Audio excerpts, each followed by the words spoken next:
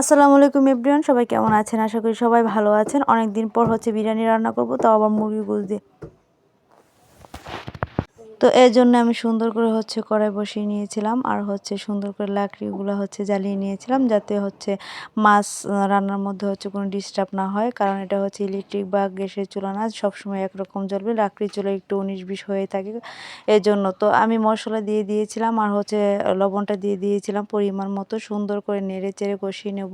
তারপর মাংসগুলো দিয়ে দেব। আর আমার মুরগি দিয়ে বিরিয়ানি একদম ভালো লাগে না, কিন্তু বাকি সদস্যরা অনেক পছন্দ করে। এখানে আমার বাবার বাড়িতে অনেক মেহমান আসছে, আমার বোনের ছেলেরা অনেক মেহমান, তো সবার জন্য রান্না করতে হবে। তো আমি কড়াইয়ের মধ্যে এখন মাংসগুলো দিয়ে দিব। মাংসগুলো কষানো হয়ে গেলে তারপর অন্য পাত্রের মধ্যে আমি পোলাও বসিয়ে দেব। আর পোলাও মাংসটা হয়ে গেলে তারপর একসাথে মিক্স করে নেব। তো সুন্দর করে আমি মাংস ধুয়ে তারপর দিয়ে দিয়েছিলাম। খুবই সুন্দর দেখাচ্ছিল, মাংসগুলো একেবারে সাদা সাদা দেখাচ্ছিল। মুরগির মাংস যদিও আমার অনেক পছন্দ না, অনেক বলতে খুব পছন্দ না, এরকম একটা ব্যাপার। যাই হোক, আমি এখন মাংস দিয়ে দিয়েছি সবগুলো। এখন সুন্দর করে নেড়ে তারপর একটু পানি দিয়ে আমি কষিয়ে নেব। কারণ বেশি ঝোল দিলে হয় কি, ঝোলটা থেকে যায়, তারপর বিরিয়ানিটা একটু মাখো মাখো হয়ে যায়। কারণ জর্জরা বিরিয়ানি সবাই পছন্দ করে। তো আমার আরেকটা কড়াইয়ের মধ্যে আমি একটু মাংস কষিয়ে নেব বিরিয়ানির সাথে এক্সট্রা করে খাওয়ার জন্য। কারণ অনেকে এরকম শুকনো শুকনো বিরিয়ানি পছন্দ করে না। আমি একইভাবে দুইটা কড়াইয়ের মধ্যে রান্না করতেছি। একটা বিরিয়ানিতে দেওয়ার জন্য, আর একটা কষিয়ে রাখছি বিরিয়ানির সাথে খাওয়ার জন্য। তো দেখেন, দেখতে কিন্তু একই মনে হচ্ছে, কিন্তু না, কড়াই একই রকম। আর কষাবো আমি একইভাবে।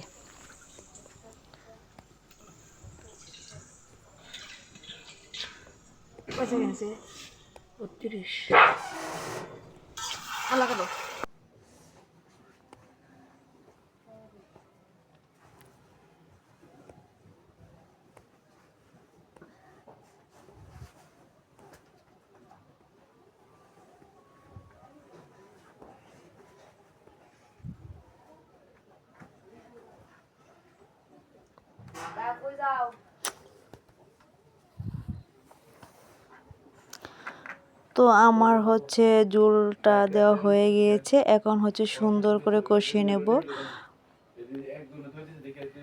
কিছু সময় আমি অপেক্ষা করব।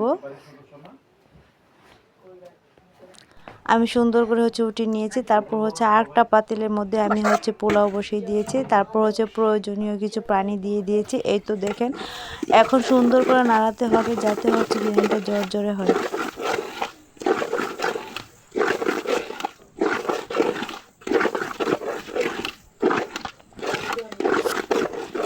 সুন্দর করে নাড়াচাড়া করে তারপর প্রয়োজনীয় ঝোল দিয়ে দেব, মানে পানি দিয়ে দেব। পানি দেওয়ার পর কিছুক্ষণ অপেক্ষা করব। অপেক্ষা করার পরই হয়ে যাবে আমাদের সেই সুস্বাদু বিরিয়ানি। তারপর আরেকটা কথা বলতে মনে নেই, তারপর আমাদের সেই কষানি মাংস দিয়ে দিব, আর মাংস দিয়ে নাড়াবো কিছুক্ষণ। তারপর একটু দমে রাখবো, তারপরে হয়ে যায় আমাদের বিরিয়ানি।